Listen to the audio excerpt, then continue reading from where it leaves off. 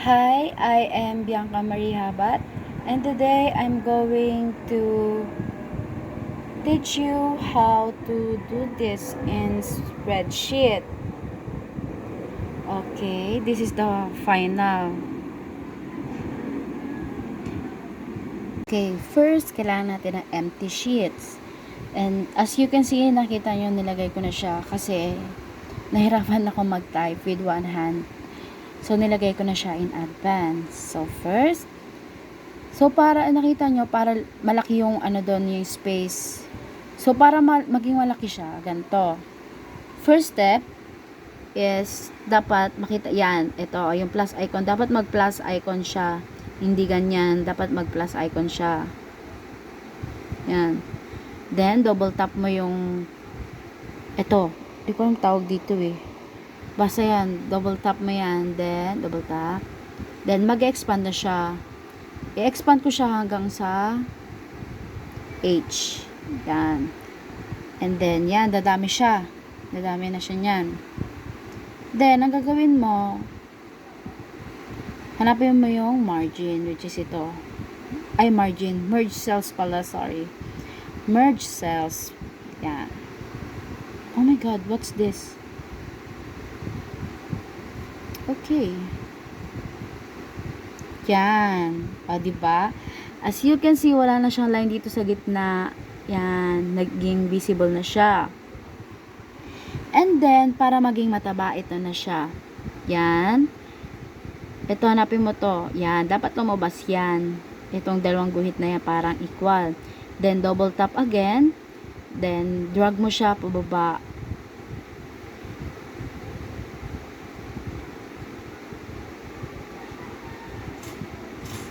Yan.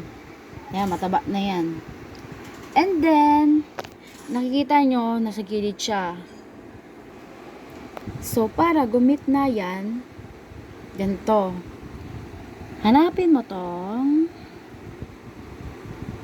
doon makita, ito. Vertical align. Yan. Yan yung vertical align. Then, click mo tong, may dalawang arrow na nagpapakita sa gitna. Tinama. Tintiting ko siya. Yan, nasa gitna na siya. Pero nasa gilid pa din siya. So, para gumit na naman siya, dito, punta siya dito. Ito naman, pindutin.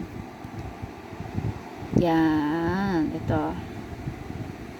Horizontal line. Then, to, pindutin mo tong center. Yan, center na siya. And then, yan, ilalagay mo dito yung product. Big letter natin. Product. Then, expiry date.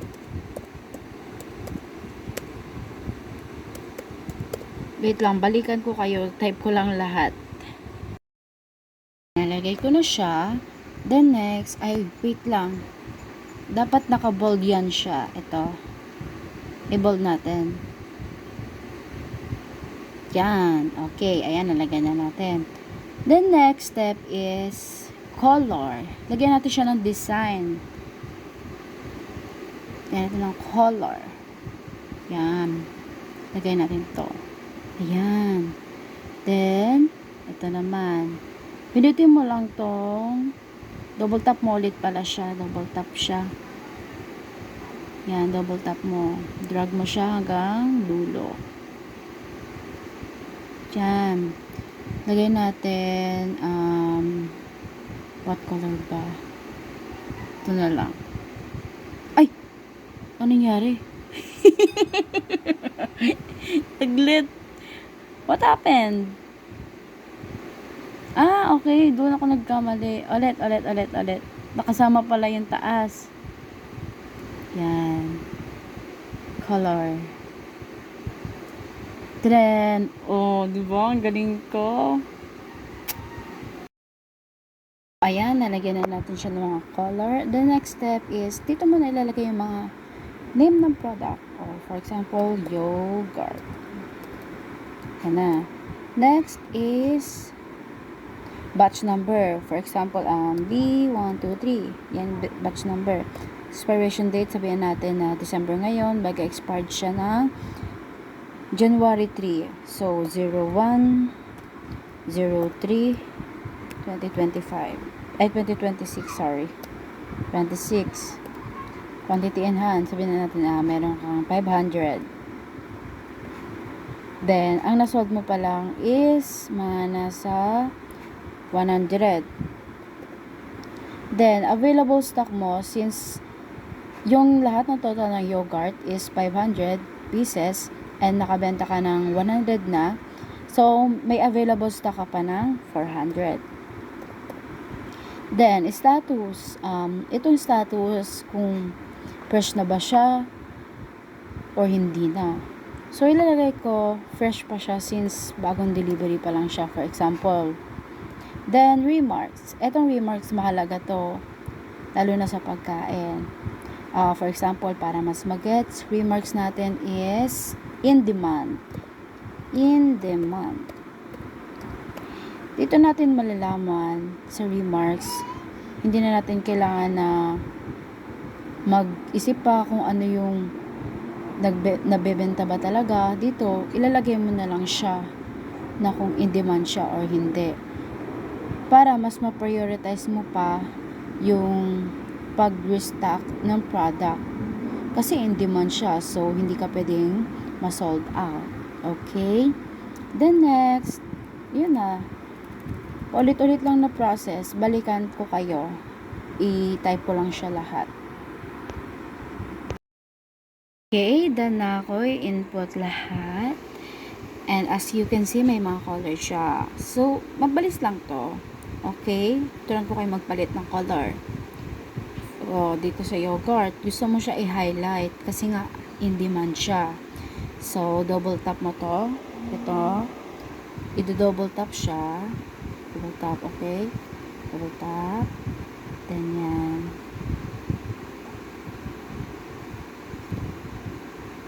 Yan, since in demand siya, palitan natin siya ng color ng violet. Yan, violet na lang. And, isa pang high in demand. Chocolate bar.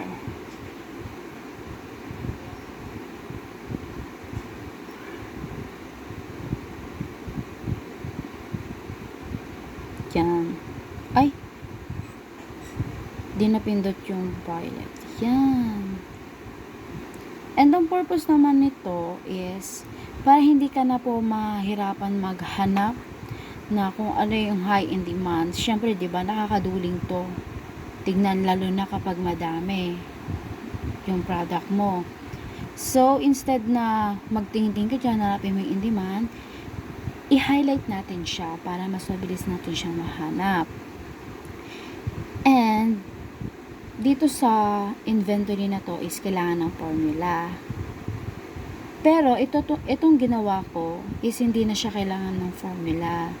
Kasi, na-equals ko na siya. Ito po, quantity in hand, yogurt. Ito po yung stock ko. Lahat-lahat galing sa supplier ko, which is 500. And, nakabenta po ko ng 100 ngayong araw. And, ang available stock ko na po is 400. So, paggagamitan naman po natin siya ng formula, ganito. Same lang naman po lalabas eh. Okay, dito. Pinili. Yan. Okay. So, paano? So, first, pindot ka muna ng equal. Yan, equal muna. Then, hanapin mo dyan kung ano yung ipapag-minus mo or ipapag-times mo, ipagpa-plus mo. Okay. Unahin natin yung yogurt. So, ang ipapag-minus lang natin is itong quantity in hand and quantity in sold. So, para mapag-minus natin yung dalawang yan, ang gagawin lang po natin is, di ba, nandito po siya sa line na to, which is letter D. Letter D po siya. Letter D. Syempre, marami yan. Maraming letter D dyan. May letter D. Yan, may letter D milk. May letter D juice. May letter D bread. So, para ma-identify kung aling letter D, ang i-input natin is yung number niya dito sa gilid. Yan. So, yung yogurt natin, ang number niya dito is number 5. So, ang ilalagay natin is D5. Yan. Ayan, magpakita na siya 500. Yan, quantity in hand, 500. Tapos, minus. Click the minus sign. And then, gano'n din, same process din, ima-minus natin to. Itong part na to, which is quantity sold. So, 100 siya.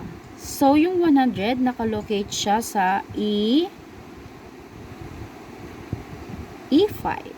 Then, lagay natin E5.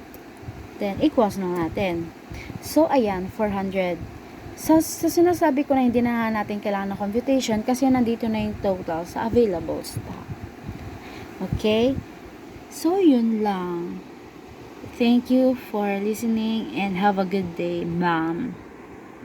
Thank you. By the way, I am Bianca Marie Habag.